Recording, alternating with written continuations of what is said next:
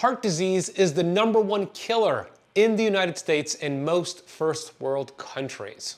And it turns out there's only one cause to heart disease, and that is damage to the blood vessels. When you have low amounts of HDL cholesterol, which is a lipoprotein, that means you get accumulation of plaques and proteins in your arteries, which vasoconstricts, leading to heart disease. So in this lesson, I'll be sharing with you the best meal plan to consume to clear out your arteries. I'll break down these individual foods and I'll put them together for you in an easy to follow, easy to make recipe to raise HDL and clear out your arteries. Think of HDL cholesterol as a janitorial system to clean out all the garbage, all the junk within your arteries. The following foods have been proven to raise HDL levels, lower inflammatory markers like insulin, C-reactive protein, and homocysteine, and prevent heart disease from happening to you. The list of foods I'm going to share with you right now are saturated fats and monounsaturated fats. I know it's the opposite of what you've been taught when it comes to what foods lead to heart disease. These are foods that are actually anti-inflammatory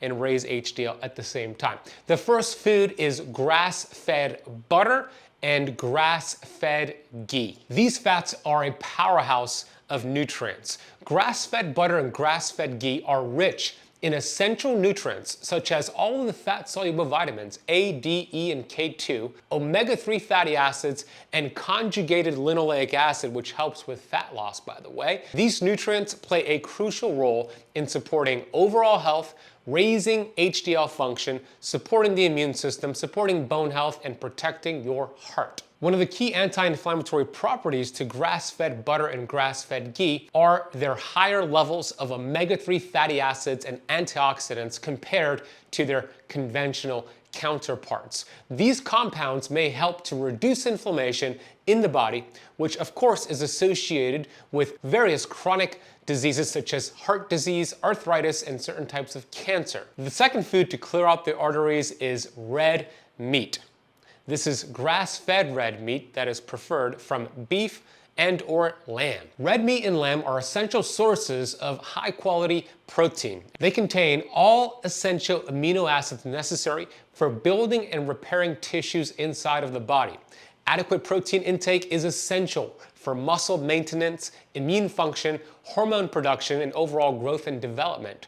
The nutrient density of red meat and lamb is pretty impeccable. It's rich in essential nutrients like iron, zinc, vitamin B12, vitamin B6.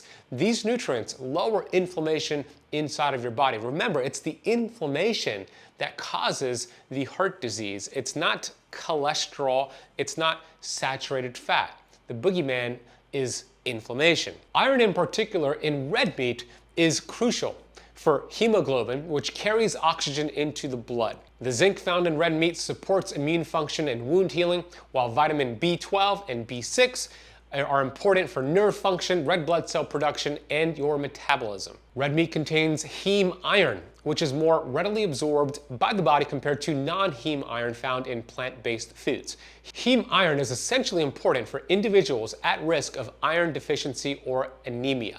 The third food here is beef tallow, grass-fed beef tallow, which is great to cook your foods in, by the way. One of the best fats to cook your food in is grass-fed beef tallow. Beef tallow, just like the butter and the ghee, is high in conjugated linoleic acid, which helps with fat loss. This is a really high-quality fat that you can use at high temperatures and even for frying. Yeah, it has a high smoke point, but it's not really the smoke point we want to focus on. It's the stability of the fats you're using to cook your foods in. And beef tallow is one of the most stable fats that you can use for cooking. It's nutrient rich with all the fat soluble vitamins we want, supports immune health, and is great for your skin, by the way. There's a side note, I use beef tallow on my skin, great for preventing sunburns, great for anti-aging, and of course, it's great to lower inflammation and raise HDL as well. Next, we have organic pastured pork. Did someone say bacon? Yes, organic pastured pork tends to have higher nutritional quality compared to conventional raised pork. It often contains higher levels of beneficial nutrients such as omega-3 fatty acids, which are important for heart health, brain function, and reducing inflammation. Additionally, organic pastured pork may have higher levels of antioxidants and vitamins due to the pig's access to a natural diet and outdoor environment. I know it might sound crazy that I'm saying to eat bacon to lower risk of heart disease, but that is actually the truth. Just make sure it's organic pastured pork, not the conventional kind. The next food is coconut oil. If you could get organic, unrefined, which is cold processed coconut oil in a glass bottle, that is the best way to do it.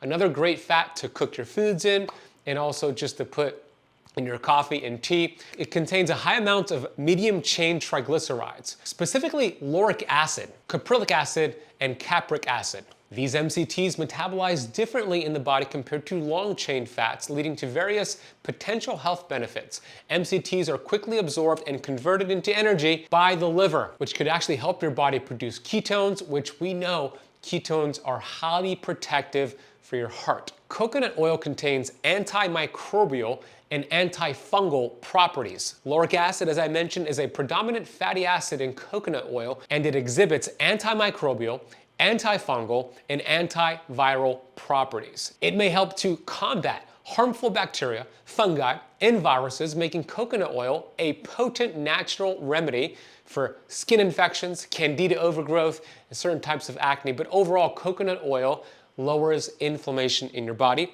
raises HDL in your body, and lowers your risk of heart disease. The next saturated fat here is raw grass-fed dairy. The reason I say raw is because about 75% of the entire adult population in the world cannot process pasteurized cow dairy efficiently. But when you consume raw dairy, it's much better metabolized and digested by the body. Raw dairy is rich in nutrients such as calcium, magnesium, potassium, which are essential for maintaining blood pressure levels. When you have high blood pressure, it depletes HDL and increases your risk of heart disease. The healthy fats in raw dairy like omega-3 and the CLA can reduce inflammation and also support cardiovascular health. It has bioavailable vitamins because it's not pasteurized, it's not heated. So you get all of these healthy fat soluble vitamins A, D, E, and K, which work together to support arterial health and prevent calcification. The natural enzymes in raw milk, like lactase and probiotics, enhance digestion, nutrient absorption, which benefit overall health. And lastly, it's unprocessed. It's the natural source of milk. So I know it's hard to find raw milk in certain states in the United States. It's illegal in Florida, for example, where I live. But if you could find a state, or if you live in a state that allows raw dairy to be sold to the human being, the consumer, definitely get it. But if you live in a state that does not allow that, you could purchase it for pet consumption. Now let's get to some of the monounsaturated foods before I put together a meal plan for you. Monounsaturated fats are also really healthy for your body. These are stable fats that lower inflammation and raise HDL in your body. The first one is wild-caught salmon. Wild-caught salmon contains high amounts of omega-3 fatty acids. It's one of the best dietary sources for EPA and DHA. These are essential fatty acids that play a crucial role in brain health, cardiovascular health, and reducing inflammation in the body. Consuming wild-caught salmon regularly, meaning 1 to 2 times per week, will get you enough EPA and DHA to get all the benefits. I'm not a fan, if you follow my work, you know that I'm not a fan of fish oil supplementation. Fish oil, when it's taken out of the fish and put into a capsule, it becomes unstable, it becomes inflammatory. So I don't recommend or take any fish oil supplementation, but I do recommend getting your fish oil from eating the wild-caught salmon. Wild-caught salmon contains high amount of vitamin B12, vitamin D, selenium, potassium, magnesium. It's just a powerhouse of nutrients that help lower inflammation and raise HDL inside of your body. Wild-caught salmon, compared to traditional farm salmon, is low in contaminants and antibiotics. Traditional farm salmon contains a high amount of polychlorinated biphenyls, PCBs, which are highly carcinogenic. They are cancer-causing. They also can contain dioxins and heavy metals like mercury. This is why I'm a fan of choosing wild-caught salmon over traditional farmed salmon. The next food here that's a monounsaturated fat that's amazing for heart health and raising your HDL levels is olives and olive oil. Olives and olive oil are rich in a monounsaturated fat called oleic acid, which is known for its heart-healthy properties. Consuming oleic acid can help to lower your small density LDL particles, which is the bad cholesterol, while increasing your protective HDL cholesterol levels, thereby reducing risk of heart disease and stroke. The antioxidants and anti-inflammatory compounds in olives and olive oil also contribute to cardiovascular health by protecting against oxidative stress and oxidative damage. Olives and olive oil contain one of the most important antioxidants for your cell membranes called vitamin E. It also contains polyphenols and uluropyrin. These antioxidants help to neutralize free radicals in the body, reducing oxidative damage to cells and tissues. Regular consumption of olives or olive oil may contribute to overall antioxidant protection, which is really important for combating heart disease. The polyphenols in olive oil and olives are bioactive compounds that have anti-inflammatory benefits. We know chronic inflammation is linked to heart disease, and if you could buffer that inflammation by eating olives or consuming olive oil, you're gonna be on the right track here. So just make sure if you're gonna buy olives, you buy them organic without any other added oils to them. And if you're gonna use an olive oil, which I do, I'm a big fan of olive oil. I put it in my coffee, I use it as salad dressings and dips. Sometimes I'll just take a shot of a high quality olive oil. You just wanna make sure you get the right type of olive oil. You wanna make sure it's extra virgin, organic, cold pressed, and in a dark glass bottle. Most of the stuff at the grocery store, it's cut with the seed oil, it's rancid, it might be in a plastic bottle or a glass bottle that's clear. Tip for you is when you're buying olive oil at the supermarket, make sure you're hitting those requirements I just mentioned, but go towards the back of the shelf to the bottles that are not exposed to as much light, that are in the back and the dark shelf there. Grab that. Chances are it's gonna be less oxidized because it has less light exposure. Now for me, I personally use the Fresh Pressed Olive Oil Club, the cleanest, healthiest, best tasting olive oil in the entire world. They deliver it to me on a quarterly basis. You could actually get a $39 bottle of the Fresh Pressed Olive Oil Club for just $1 by going to KetoCampOliveOil.com, camp with a K, KetoCampOliveOil.com, and I'll drop a link for that in the notes down below. The next food are eggs with the yolk. Eggs are Mother Nature's multivitamin, packed with essential nutrients, vitamins, minerals, and antioxidants. They are a good source of vitamin B12, vitamin D, vitamin A, riboflavin, phosphorus, selenium, and many others. Eggs contain lutein and zeaxanthin, which are two antioxidants that support eye health and may reduce the risk of age-related macular degeneration. You wanna make sure when you buy the eggs, they're organic, pastured, raised. Make sure you're not overly cooking them. A soft scramble is great, soft boiled eggs are great, poaching the eggs are great, but don't overly scramble, don't overly cook them, because the more you cook your eggs, the more the healthy fat starts to oxidize. But having eggs every day, every other day, great way to lower inflammation and raise HDL inside of your body. The next food we have are avocados. Avocados are great for inflammation, great for stress. It contains phytosterols, it contains vitamin B5, which is amazing for your adrenal glands, and it has 2 times more potassium than a banana. Potassium helps to regulate blood pressure levels, and it's very important to have adequate levels of potassium to buffer high levels of blood pressure. So when you consume an avocado every day, every other day, you're going to get enough of this amazing, important electrolyte called potassium to potentially regulate your blood pressure levels. Next, we have pumpkin seeds. Pumpkin seeds are packed with nutrients like magnesium, zinc, iron, and protein, which support bone health, overall well-being, energy metabolism, and immune function. I also like hazelnuts, pecans, and macadamia nuts. So I just gave you a whole list of different foods. Let's put it together in a meal plan that you could actually follow to raise HDL and lower your risk of heart disease. The first one is really simple. Steak with eggs cooked in beef tallow.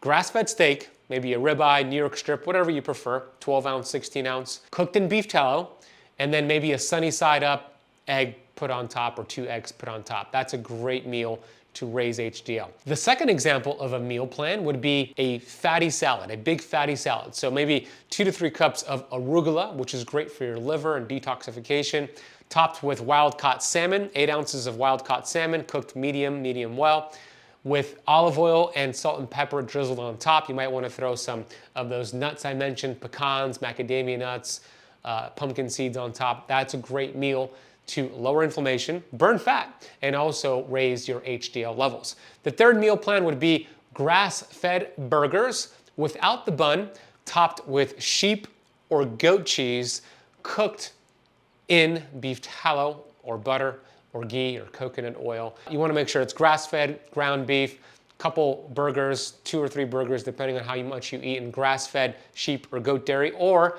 raw cow dairy could also be beneficial here. Another example of a meal plan is more of a snack, and that could be a trail mix of organic macadamia nuts, pumpkin seeds, hazelnuts, pecans. That could be a healthy trail mix to lower inflammation, burn fat, and raise HDL levels. Look, I'm living proof that when you eat these foods, you could raise your HDL levels. I actually test mine on a yearly basis, and you can see for those watching on YouTube, and I'll explain this for those listening on the podcast, that in 2022, when I tested my HDL levels, it was 61. You could see a screenshot here of my lab report on the YouTube video. In 2023, when I tested again, it went to 65, and you can see the screenshot. And then in 2024, when I retested my HDL, it bumped up to 74. Now, if your HDL is between 60 and around 90, you're in an optimal range. You're getting enough of those lipoproteins to clear out the junk, the plaques and proteins in your arteries. So it works, and I've done it on myself, and hopefully you're testing your HDL levels. We'll talk a little bit more later on what other markers to test for heart disease. Insulin plays a role here as well, which I'll get into a little bit later, but I'll just share with you right now. I also tested my insulin levels the last 3 years. In 2022, it was 6.6. You can see the screenshot. 2023, 3.6. 2024, 3.7. You want your fasting insulin to be optimal between 3 and 7, and I achieved that eating the foods I outlined today. Now that you understand the foods to eat, we have to also understand what foods to remove that actually will prevent HDL from going up and actually lead to heart disease. So the first classification of foods that you want to avoid at all costs, these foods will raise your risk of heart disease faster than any other food.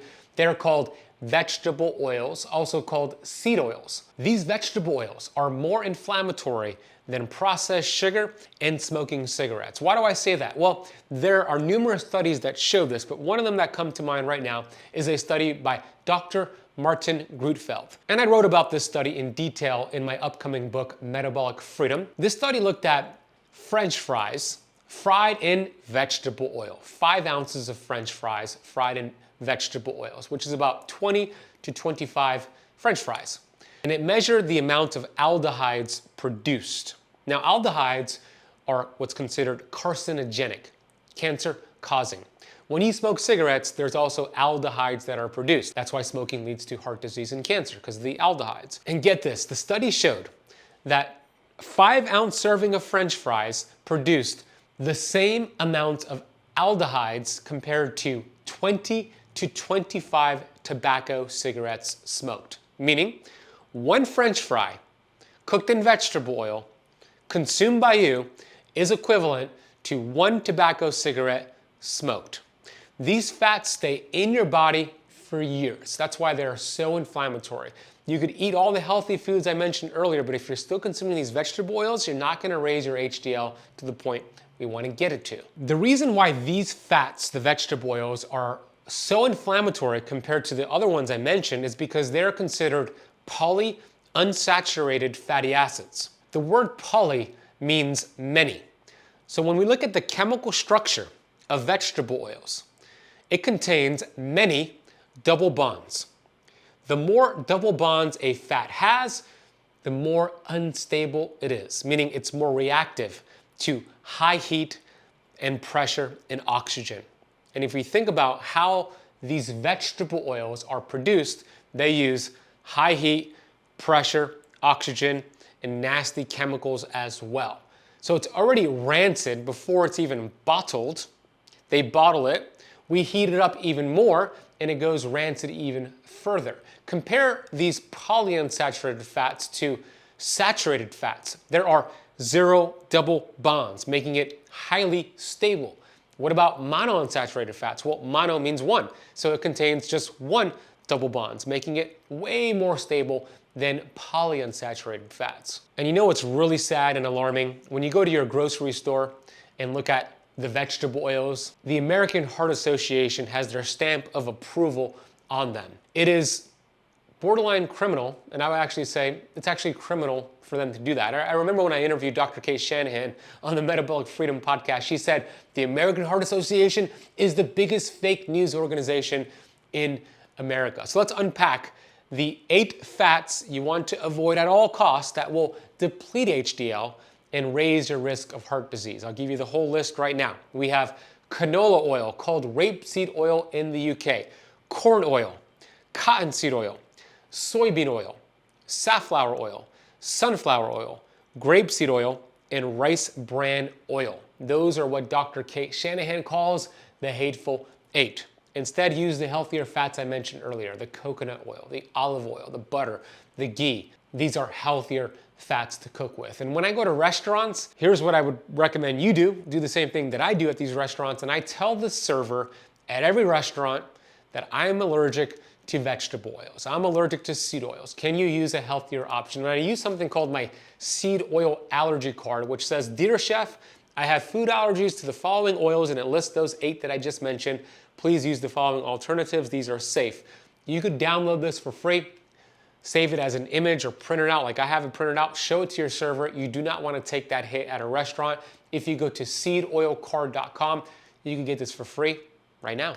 I'll put a link for that down below in the notes as well. Now, the following list of foods also lower HDL and increase risk of heart disease. And these are foods that will raise insulin levels in your body. The higher levels of insulin in your body, the more damage to your arteries. And I'll bring on Dr. Philip Avadia later to explain this more, but you want to limit your carbohydrate intake. The average American consumes around 300 grams of carbs per day. Constant glucose and insulin spikes, which not only leads to you storing fat, it lowers HDL, raises your triglycerides, raises your bad LDL, and raises your inflammatory markers. So you want to make sure for sure you're avoiding processed carbohydrates, all the packaged cookies, donuts, bars that are packaged and boxed, and even whole foods carbs. If you have insulin resistance or you're overweight, metabolic syndrome, you want to get your total carbohydrate intake under 50 grams per day, at least until you get your HDL levels optimized. Replace the carbs with healthy fats, healthy proteins. I gave you a whole list of them earlier on in this lesson. So there you have it. Eat the foods I listed, avoid seed oils and too many carbohydrates. Now, let's get into the most commonly asked questions that you submitted here on YouTube on this topic. The first question is this: besides testing HDL levels, what other markers can show if I am cleaning out my arteries? Great, because it's not just one test you want to do for risk of heart disease. You want to look at a full picture. So definitely get your total HDL. You want to get that between 60 and 90. Total cholesterol is pretty meaningless, although get it tested. You just don't want your total cholesterol under 200, by the way.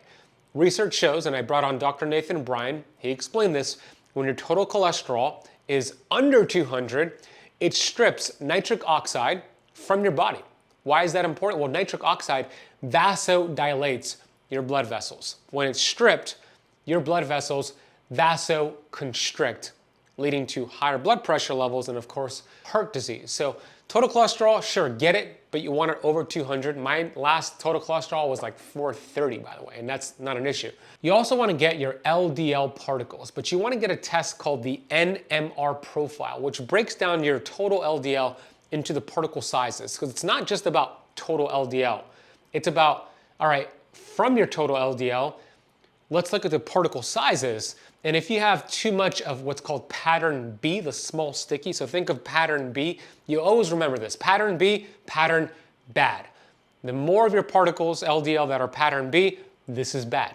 Pattern A, good. These are large, fluffy particles that go right through your arteries and build your immune system, but you won't know unless you get the particle sizes tested.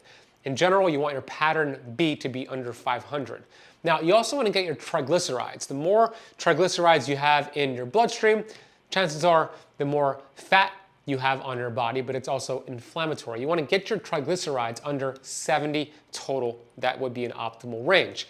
On top of that, get your inflammatory markers, such as your fasting insulin. I mentioned it earlier. You want that between 3 and 7. Your high sensitivity C-reactive protein. You want that under 1.0, even better under 0.5. Get your homocysteine levels done. You want that between 5 and 7. And get your hemoglobin A1C done, which is a 3-month average of your blood sugar levels. You want that at 5.2% or less. Once you have all that data, man, you are really well equipped to understand if you're at risk of heart disease or not. The next question is this: what role does high levels of blood sugar and high levels of insulin play with HDL levels and heart disease? This is where I'm going to bring on a world-renowned heart surgeon, Dr. Philip Azadi, to explain the connection between high levels of blood sugar and high levels of insulin and heart disease. Check out this clip. If people wanted to prevent heart disease and other chronic diseases, what are the worst types of food people need to avoid eating, Doc? Yeah, I think this is really the big question that people need to be thinking about. And ultimately, it all comes down to the foods that are causing insulin resistance. These are going to be our highly processed carbohydrates. These are going to be things like vegetable and seed oils, and really what many people call the ultra-processed foods in general. Vegetables and seed oils. The American Heart Association has their stamp of approval on vegetable oils. Yep. And you're saying they're actually the opposite of heart health. Yeah, very much so. And I tell people that these days. I say if it says heart healthy on it, it's probably not. We have gotten so far off the rails when it comes to what foods are good for our heart health and what foods are good for our overall health. And you look at organizations like the American Heart Association, and clearly the decisions that they are making are not primarily focused on people's health. I don't think it's really out of bounds to say that the financial interests have taken over the health promotion interest. And more so than the financial interest, it's also just this singular focus on cholesterol levels and what influence certain foods might have on our cholesterol levels that has dictated what they consider to be heart healthy. And the reality is that the relationship between the foods that we eat and our blood cholesterol levels is very variable. And what relationship that ultimately has on our heart health and our overall health is even more variable. So we've really lost the narrative. We've gotten more and more processed with the recommended foods, and we've gotten away from eating the whole real foods that are most beneficial to our overall health. So the American Heart Association, Dr. Kate Shanahan calls them the biggest fake news propaganda organization in America. And to your point, I see the same thing. And it's confusing to people, right? Those who really want to get healthy, prevent heart disease, which is the number one killer in the United States. What is it, 695,000 people or so per year? About that this year, yep. Every 33 seconds or so, somebody's dying from heart disease here in the United States. And for most first world countries, heart disease is also the number one killer, right? Correct. And they want to get healthy. They're watching this podcast or listening to it, but then they have their conventional doctor who's saying, no. That canola oil, it's great for you. I mean, look at these studies from the American Heart Association.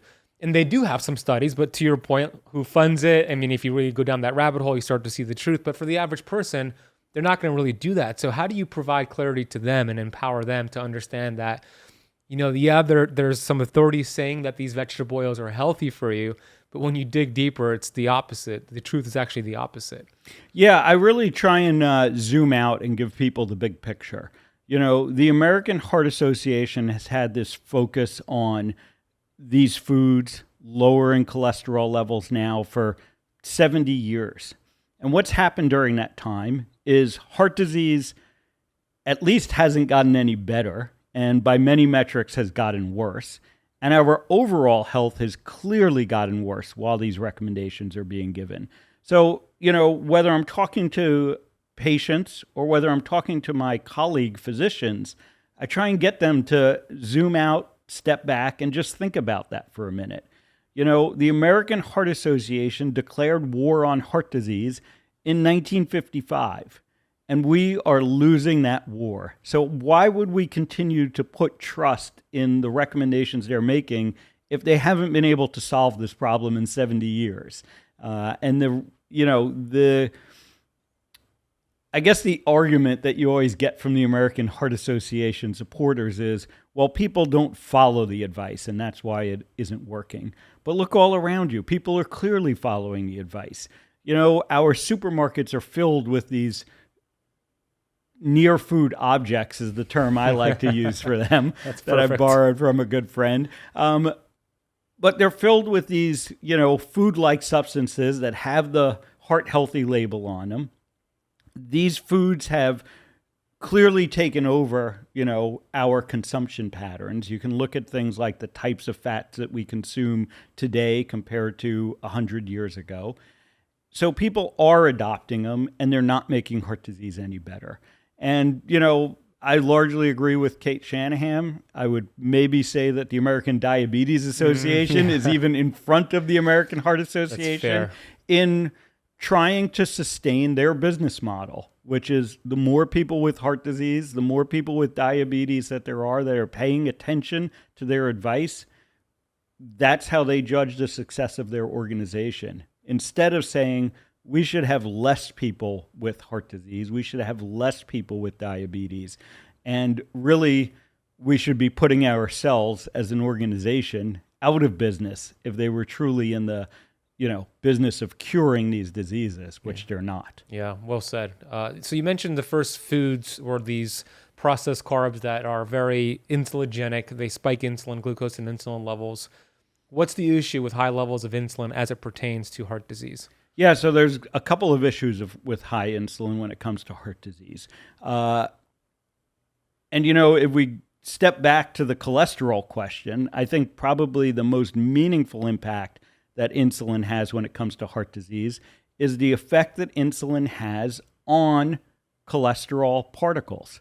And when we look at things like LDL cholesterol particles, insulin will shift those particles from the large, fluffy, or large buoyant particles that are not atherogenic, that are not involved in plaque formation, to the small, dense particles.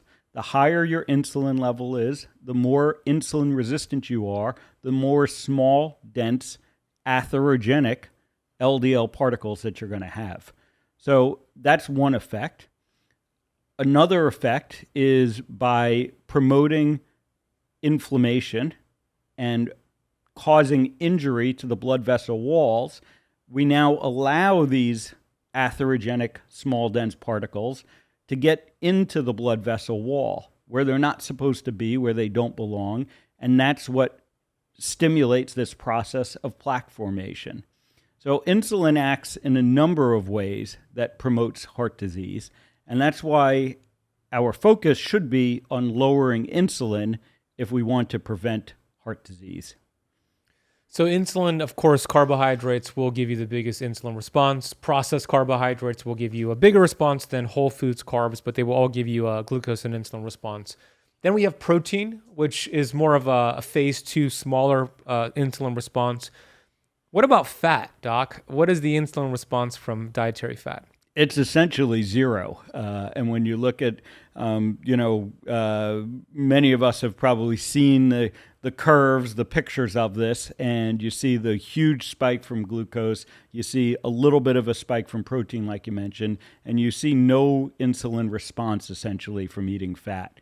And so, again, fat has been vilified in the diet when it comes to heart disease, and especially certain types of fats like saturated fats. And yet we see that they don't spike insulin and therefore do not cause these negative effects that the high insulin, the hyperinsulinemic state, and the insulin resistant state causes when it comes to heart disease. So somebody watching right now or listening is saying, okay, you're telling me, Doc, that high levels of insulin from carbs are a problem. Fat does not really touch the dial on insulin. So these vegetable oils are fat. they are not going to raise insulin. Shouldn't they be safe? It goes against the point you just made that vegetable oils are bad for you. So in what way is vegetable oils bad for you if they're not spiking insulin? Yeah, again, so vegetable oils, it turns out the high omega-6 content is pro-inflammatory. So again, it's going to cause this inflammation, this damage to the blood vessel walls, the lining of the blood vessel. And it turns out that while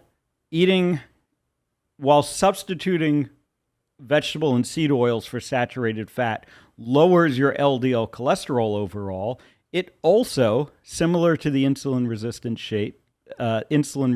state, will shift your LDL particles to the smaller, denser particles. So we end up in a situation where we might have lower overall LDL cholesterol levels, but it's the worst type of the LDL cholesterol particles that we end up with. That's the loophole, right? This lowers LDL, but you're missing the full picture here and all the nuances. And you just said, yeah, maybe it'll lower your LDL, but it lowers it to the point where the majority of your LDL are now the small sticky pattern B, and that is not good. So the vegetable oils, for those wondering, what are those? We have canola, corn, cottonseed, sunflower, soybean, safflower, rice bran, and grapeseed oils. Peanut oil is kind of in the middle there. If you go with peanut oil, at least this is from my research, unrefined is going to be better than refined, and you still want that in moderation. These are polyunsaturated fatty acids. Of course, the word poly means it has many of these double bonds, which make them really unstable, versus the saturated fats, no double bonds, monounsaturated fats, a single double bond. So the saturated fats would be things like butter, ghee, beef tallow, coconut oil. Monounsaturated would be olive oil, avocado oil. These are healthier fats, is what you're saying. These are going to actually prevent heart disease versus contribute to it. Yeah, and as you went through the list of the oils there's actually a very interesting sort of, we'll call it a conundrum for the people that are so anti-saturated fat, because coconut oil, that you never really hear of as a, from the people who believe in this theory, let's say, of the saturated fat, and they'll talk about animal fats, and yet they won't mention coconut oil. And coconut oil is actually the highest saturated fat oil that we consume. When you look at something like beef tallow or butter, in reality, most of the time, it's only about 40 to 50% saturated, and then it's about 40 or 50% monounsaturated, and you have very low levels of polyunsaturated fats in beef fat or in tallow. In beef tallow or butter. But you look at coconut oil, and coconut oil is about 95% saturated fat. Very high. And yet, the same people that tell you to avoid animal fats will tell you that coconut oil is good for your health. So it really makes no sense. Now, on the other end, all of those things like the sunflower and the safflower and the canola that you mentioned, these are going to be almost all polyunsaturated. Many of them are in the 70, 80% polyunsaturated. And polyunsaturated fats are unstable because of these double bonds, because of these unsaturated bonds. They're prone to oxidation. And again, we know this. When these fats exist outside of our body, when they're in the bottle, in your pantry, they go bad. They go rancid after a while. Whereas, many of us have had the example, perhaps, of our grandparents or our great-grandparents that would just leave the jar of tallow or bacon fat out on the shelf, out on the countertop, and it never went bad. It never went rancid. And we don't think about the same thing is happening inside of our body. The same oxidation process is what causes these polyunsaturated fats to be unstable, to be pro-inflammatory. And this is where we see all the trouble occurring. Yeah, it's a great breakdown. When I was a kid, Philip, my mom worked at Kentucky Fried Chicken. And I think I probably shared this with you, but some of you don't know this who are watching and listening. And she would bring me home Kentucky Fried Chicken almost every night. And I was a happy kid eating fried food.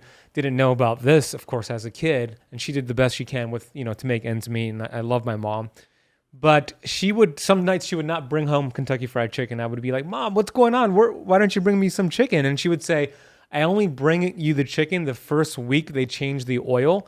They refry that canola oil up to 14 days until it turns so black. Then they change it. Then she'll bring me some chicken. 14 days. So it's already unstable.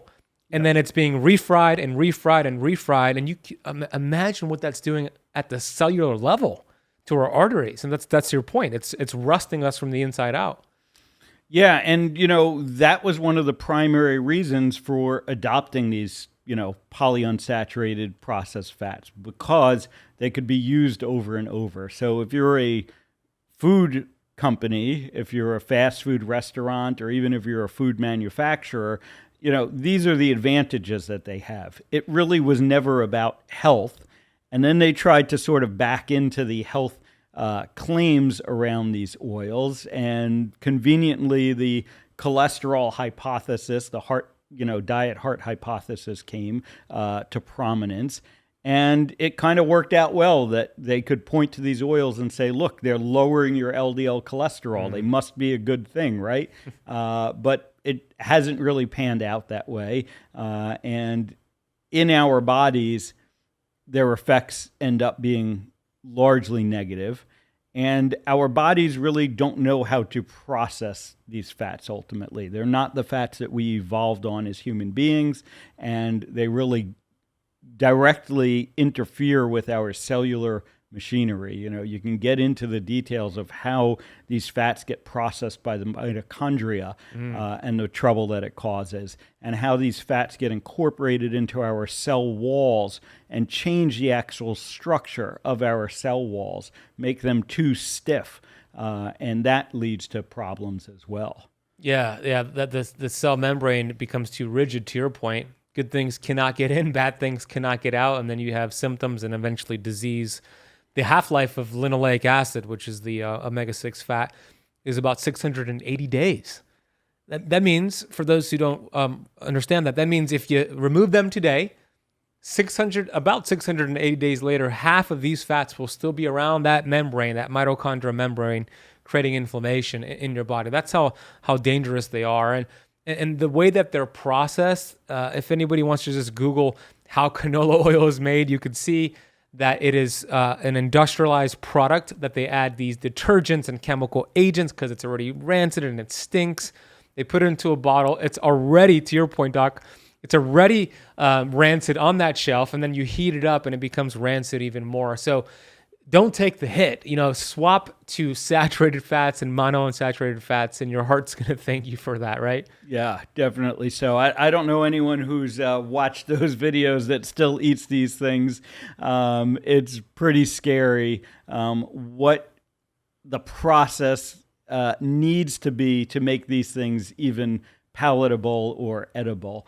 And then you go back and you look at the science as to how these oils got approved, introduced into the food supply. And what you really see is they only went as far as proving that these things don't kill you right away. They're not, truly poisonous in that sense. There you have it from one of the world leaders on heart health. That's why it's important to lower your carbohydrates under 50 grams and eat more protein and fat every single day.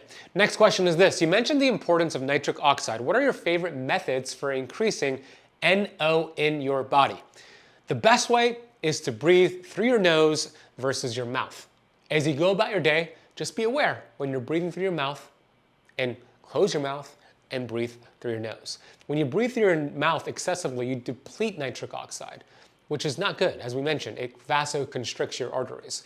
When you're sleeping, this is the most important time to breathe through your nose. So many people, including me for many years, have been mouth breathing at night. When you know this, when you wake up in the morning and your mouth is dry, that's a sign that you're mouth breathing. You don't get good deep sleep, you don't burn fat, you deplete nitric oxide, all bad things. So by mouth taping, I do this every night. I put a piece of mouth tape from Somnifix. It will train your body to breathe through your nose versus your mouth. I'll drop a link for Somnifix in the notes down below. Scraping your tongue, a tongue scraper, and getting that bad bacteria off your tongue right before bed and in the morning helps to raise nitric oxide. Humming, singing, and laughing helps to raise nitric oxide. Getting outside and getting sunshine, moving your body, sprinting, helps to raise nitric oxide. These are all things you want to do on a continuous basis. Next question is this. I've heard that eating cholesterol from red meat and eggs contribute to heart disease. What data do you have to support your claims that it does not? Well, we won't go too deep into this. I have several videos on this and I outline this in detail in my upcoming book, Metabolic Freedom. But when we think about where this thought process came from, heart disease is caused by cholesterol, saturated fat. It came from the 1950s, a guy named Ancel Keys, who did a 22-country study because he had a hypothesis that the countries that have the highest amount of heart disease, including the US, consume the highest amount of saturated fat and cholesterol. But it turns out his hypothesis was not an accurate one. Out of the 22 countries that he studied, only 7 of them showed that his hypothesis may have been correct. So he just hid the other countries, but out of those 7 countries, they were not consuming high quality fats. They were consuming rancid fats like margarine and trans fats. But he gave this data to the US government, boom, the low fat craze entered the world, and all of a sudden cholesterol is bad for you. And the reason why they think cholesterol causes heart disease is because when there's autopsies done on heart attack victims, stroke victims, they see a lot of this waxy substance build up in the arteries, saying, oh, that is why they suffered the heart attack. It's because of the cholesterol. But that's like saying, hey, every time there's a fire in my neighborhood, I notice there are always firefighters there. Therefore, it's the firefighters that are causing these fires. Well, that's a stupid thought because the firefighters are there to put out the fire. The cholesterol is there to put out the fire as well. The inflammation. Cholesterol is an antioxidant. Cholesterol is a band-aid for what's causing the inflammation. Look, I know this might be opposite of what you've been taught, but think about it this way. Why would this statin industry want you to know this truth when they made over $14 billion last year? The truth is, a lie told often enough becomes the truth. And the illiterate of the 21st century, it's not those who cannot read and write. It's those who cannot learn, unlearn, and relearn. What we have been taught about cholesterol and heart disease, we need to unlearn and relearn. I have a ton of content on this on my Metabolic Freedom podcast and YouTube channel.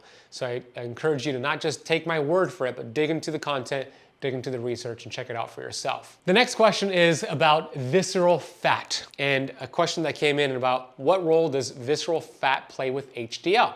I can tell you this, the more visceral fat you have in your body, the lower your HDL levels are, the higher your triglyceride levels are, the higher your bad LDL particles are, and you significantly raise your risk of heart disease. Visceral fat is the nasty white fat around your organs, your liver, your kidneys, your heart, your pancreas, that applies a ton of pressure on your organs, leading to chronic diseases like heart disease. And I'm gonna bring on my friend, Dr. 𝙎𝙬𝙎𝘼 O'Mara, to explain what causes visceral fat. This guy's the best of the best. He's done thousands of scans on visceral fat, and he's gonna share it all for you right now. Check out Dr. 𝙎𝙬𝙎𝘼 O'Mara. What are the 3 to 5 biggest things people do on a regular basis that stop them from losing visceral fat? And why should people care about this, Dr. Sean? So that's a really, really important and excellent question. And I get it a lot. I cover it with my clients because I let them know when they come in purpose to try to, first of all, get a baseline their visceral fat. What is going to interfere with their ability to get rid of that? And so I think it's awesome that you're leading with that question. And so it's something that I routinely do. And first of all, what I've noticed, and I tell people right away, is eating carbohydrates, especially processed carbohydrates. Right away, as you eat that, it's one of the things that we could see, even as short of an interval as a weekend where somebody will be scanned on a Friday.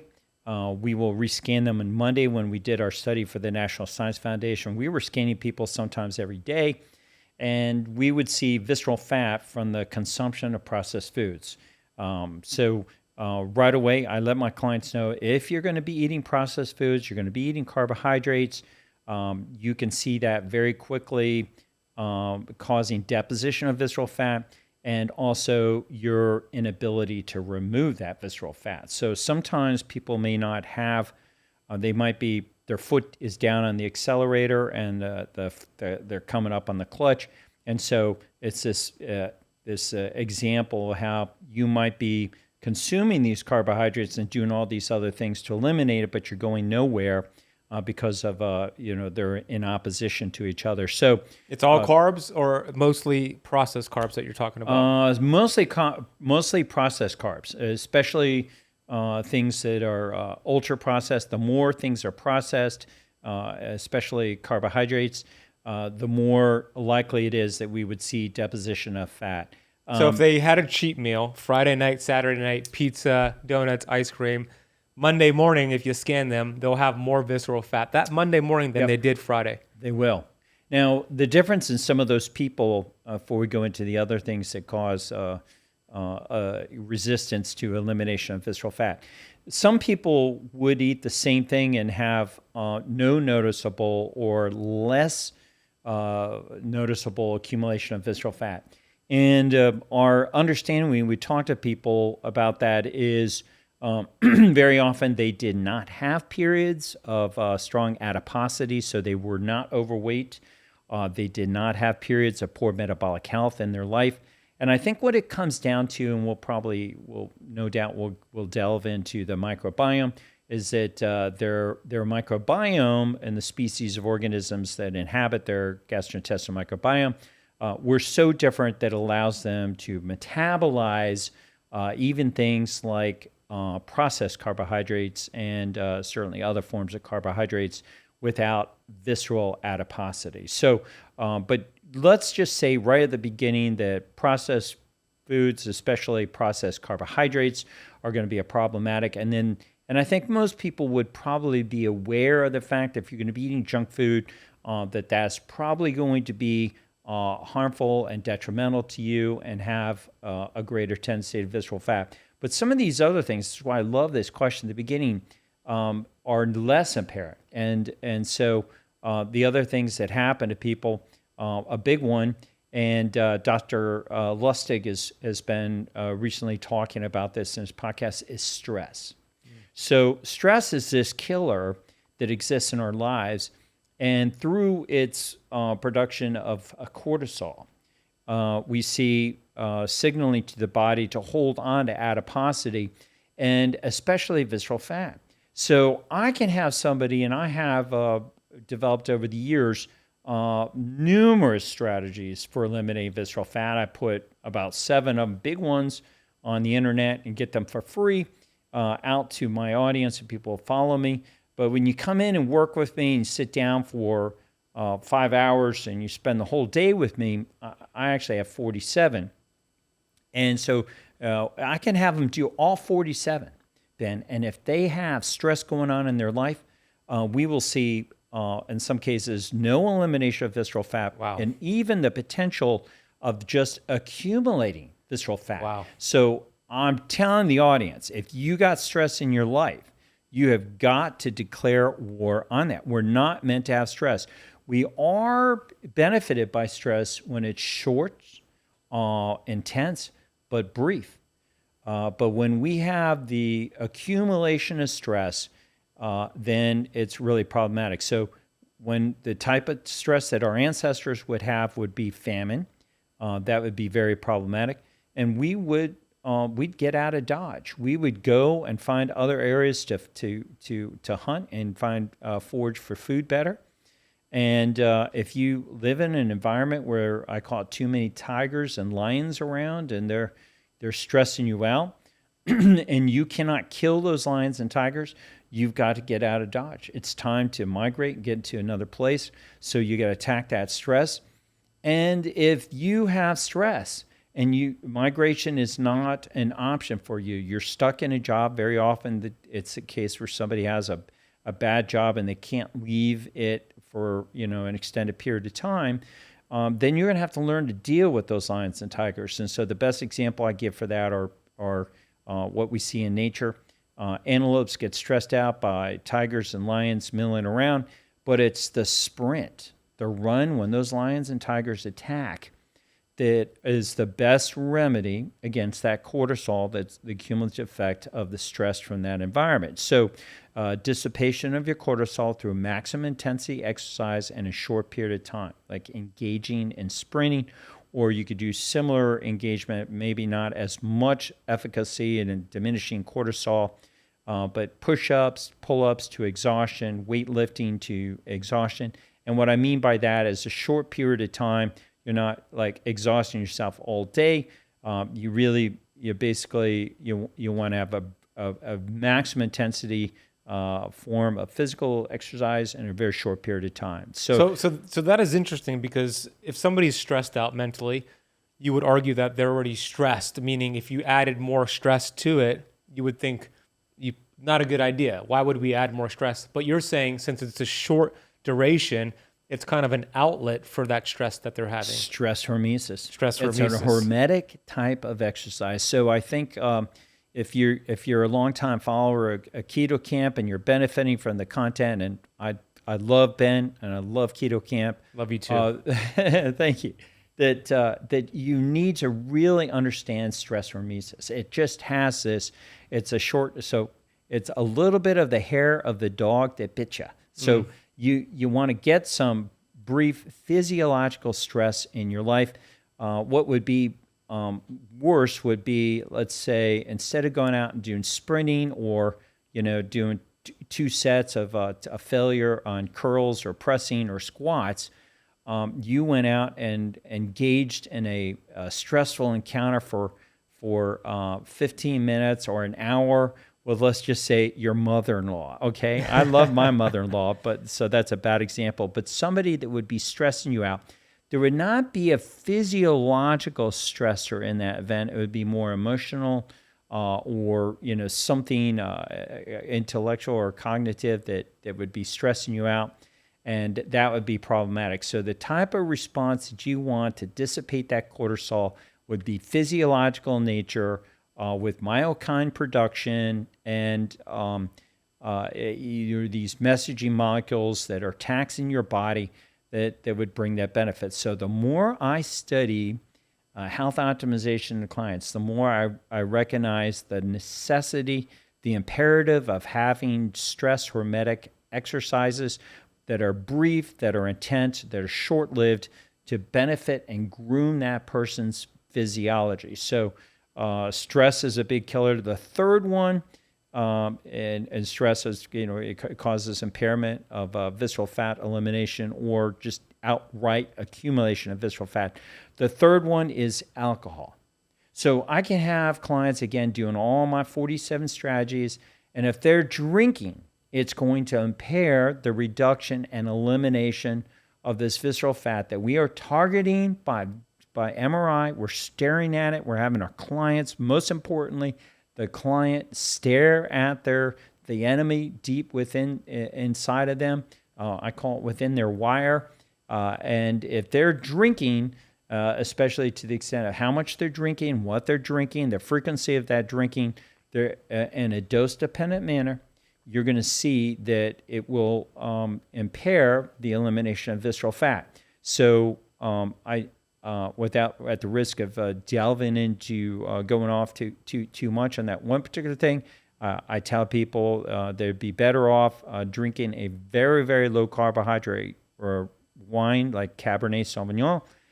It has less metabolic toxicity in terms of liver impairment than liquor. Liquor may be in fact zero carbohydrate, but you have the impairment of your metabolism through liver insult that accompanies the consumption of alcohol. And I'll just look at you. You're healthier if you do not drink alcohol. Just cut it out. I wish I had cut it out sooner. And my clients, the basic experience I have noticed from myself and my clients that drink it is to a person. They all agree they don't miss it and they feel way better than they anticipated. So I'd invite you, if you are on the edge and you're thinking about it, do it. And if you are a heavy drinker or you've been told you need to cut back on alcohol, you just need to get off this stuff. And to to the extent, and we could talk about this at some point, because I know you have a background where you were formerly overweight and you had a lot of addiction. I have noticed anecdotally in the 10 years of health optimization that I've studied this, that there presence of more addiction with carbohydrate consumption and the ability to fight addiction as carbohydrates are eliminated, and probably through ketosis, improved metabolism, and overall physiology. So it's really important, I think, to eliminate alcohol. And with that, I would also add other forms of substance abuse too. A possible contributor, although I have a lot more experience in looking at alcohol because it was more common in our study for the National Science Foundation. The fourth one is... Before we get to the fourth one, yeah, I just wanted to dive a little bit deeper into the alcohol conversation, and then I promised you we'll get to the fourth one. Mm-hmm. Alcohol, I gave it up 8+ years ago, and I never really had an addiction to it. I drank socially, but for me, every time I drank, the next morning I was a step or two behind. And at this time in my life, I was becoming really clear on my worthy ideals, goals, and that I've fallen in love with, things that I was pursuing, things that my purpose. And I thought, man, every time I drink, the next day it takes me a step or two, or takes me time to get back to where I was. I lose momentum on my way to that goal. So I said, it's not serving me, and it's not serving my goals and my purpose. So I made that decision 8 years ago to give it up. I haven't had a sip, but it's also done tremendous things for my health and my visceral fat and my vitality and my energy levels as well. So sometimes I believe if you're clear on your purpose, you start to realize you don't have time for these addictive behaviors, alcohol, other addictions out there. At least that was the story for myself. And the liver does have to metabolize that alcohol, and it stops other processes to do so because that is a toxin to the body. So you stop producing ketones, you stop producing bile and detoxifying. That liver is processing that alcohol, and it's killing brain cells. It's just doing all these bad things to you. So if you're going to drink, I like the suggestion on the specific wine that you reference. There's also some biohacks that I saw in the research that could help your liver detoxify it, taking glutathione or just getting your glutathione levels up naturally. Asparagus, I saw, helps actually the liver metabolize alcohol a little bit better. And maybe taking like a binder about an hour before as a way to detoxify that toxin. So I just wanted to add to that conversation. Well, that's great. And I will confess that I have such a strong affinity for trying to get my clients off alcohol that I haven't developed the body of insight knowledge that you have for mitigating some of the toxic effects of alcohol. So that's really interesting. I will say, though, that your experience was experience of my clients, how much better you are. And I would make the point that, when you live in a cluttered house, until you get rid of that clutter, you kind of get comfortable with it. And once you go off that alcohol, then you can see the effects as it's eliminated from your lifestyle, that being dry and sober and alcohol-free has. And then even if you choose to drink a little bit, you'll notice that it has a profound effect, even a small amount. And so I think it really is important for people to be vigilant. And so alcohol is really problematic for visceral fat.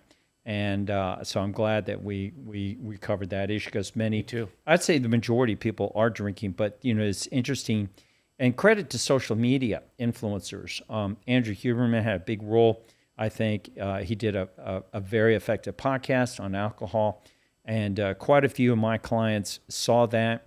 And so, Andrew, thank you if you see this, because a lot of them, and I saw a lot of people commenting about it in social media, saw that Huberman podcast and other people that have talked about the effects of alcohol and have gone off it. So while I will speak on behalf of my profession as physicians, we have long known about the problems associated with alcohol. I think social media influencers are having a bigger effect in helping people to go off alcohol than any other period in my lifetime that I'm aware of as an adult. I agree with you. Yeah, these mocktails and non-alcoholic drinks are becoming more and more popular now. Mm-hmm. Yeah, so if you're listening and you feel that nudge to get off alcohol, I'd highly encourage you to do it. So the fourth the fourth thing that we saw that would impair visceral fat being eliminated and will contribute to visceral fat adiposity, or contribution of visceral fat within your abdomen, is impaired sleep. So, you can be as healthy of an individual as you want. You can do all these other strategies, and you will be accumulating visceral fat. And sleep is one of those things that if you do not sleep, you can actually kill a human being through sleep deprivation. So it is that important to your health. And so if you have impaired sleep, I would invite you to get very serious about sleep deprivation. And even if you feel that you are sleeping appropriately, there really is it's such an important topic that you should be trying to be as objective as possible and consider whether you have impaired sleep. And there's, we physicians will send people for sleep studies that we can objectify, looking at metrics to see how much interference. And a big one is obstructive sleep apnea. So people, OSA, obstructive sleep apnea patients, will impair their sleep, and then another big one is benign prostatic hypertrophy. So, a large prostate will interfere with people's sleep because I myself had an enlarged prostate. I was waking up about 4 to 5 times a night. So you could just imagine how much interference. I recently had a client who told me he was waking up. This is a shocking revelation, waking up 10 to 20 times a night. Gosh. To empty his bladder. It's awful. And he would describe how he would empty his bladder through, a single trip to the bathroom, lay down in his bed, and become aware of, within seconds, the sensation to have to pee again, that he would fight off till he gets sleep. So just imagine how much interference somebody has in engaging in quality restful sleep if they're waking up multiple times at night. So, and what's causing that? Well, in my opinion, visceral fat. The inflammatory response of visceral fat and poor metabolism, causing swelling within the enlargement of the prostate, with its influence on the prostatic urethra, and so I myself, was able to, and my own story. I had so many medical problems, and the number one reason I went paleo back in 20. I was age 48. So it was around 2009, 2008 that I went paleo. And I went paleo, very interesting, through a young man who told me to cut out carbohydrates and eat healthy meats and vegetables. But he got me to go on immediately ferments, which was a huge benefit, and unlike other people. And so all my medical problems went away. I mean, a lot of people, they notice improvement when they go paleo, when they greater improvement when they go keto, and then carnivore with even greater reduction in carbohydrate consumption. But I would have to say that the concomitant introduction of fermented foods, microbial rich fermented foods, had a huge role in eliminating my enlarged prostate. And I used to dribble. I mean, it was like a water, urine would just dribble out of my body. It was complete loss of a stream. And I'm just going to look at you guys. I am proud to be able to shoot a stream. I tell my clients, I think I could pee over a car hood. It's so masculinizing for me to be able to pee loud and firm to get that stream back like a teenager. And I go into public bathrooms, and I don't even use the urinals anymore. I look to make some noise. I hit that toilet, I make some noise, and people in that bathroom, it's strange, they will look. They have to watch who's coming out of that stall, like what kind of a creature is coming out of that stall. And so I noticed it has an effect, because everybody, well, not going to say everybody else, but a lot of people in that room will be older and they'll have weak streams, and they wish that they could make noise like that, and they don't. So I think to answer your question, I think it's poor metabolism, inflammation from visceral fat, poor lifestyle, all the things that contribute to visceral adiposity, visceral fat formation, and belying all of that is going to be a disrupted microbiome. So those are the big ones that I have noticed, those contributors to visceral adiposity. And there'll be other things that have a minor role, but those are the big ones that I have noticed cause the greatest hindrance to visceral fat being eliminated, or the alternative is that cause the greatest contribution to visceral adiposity, so visceral fat formation. So really, really important question just to start out in the beginning. He explained that so very well. You understand how dangerous visceral fat is. So the next question is, how do you burn visceral fat? Well, sprinting, eating a ketogenic carnivore diet, which is an insulin-friendly, low-carbohydrate diet, quality sleep, mastering your stress, avoiding alcohol. These are all ways to burn visceral fat. So there you have it. Eat these foods that I mentioned, stay away from the inflammatory foods, test your levels of HDL and all the other markers, and you're gonna be in a good place. And I encourage you to share this lesson with somebody you know right now. Now, speaking of visceral fat and exercise, there's one exercise that is the best exercise that you can do to burn fat, lower inflammation, raise HDL, and help you achieve a fit, healthy body in 2025. This is the best #1 exercise to do to lose belly fat. I just published a video all about this. You can check out this clip. The best part about what I'm gonna share with you today, it does not require willpower. You don't have to count calories. One of the worst ways to lose weight and belly fat is to focus on calories. It's the biggest mistake people make. Most people think in order to lose belly fat, I need to eat less and move more.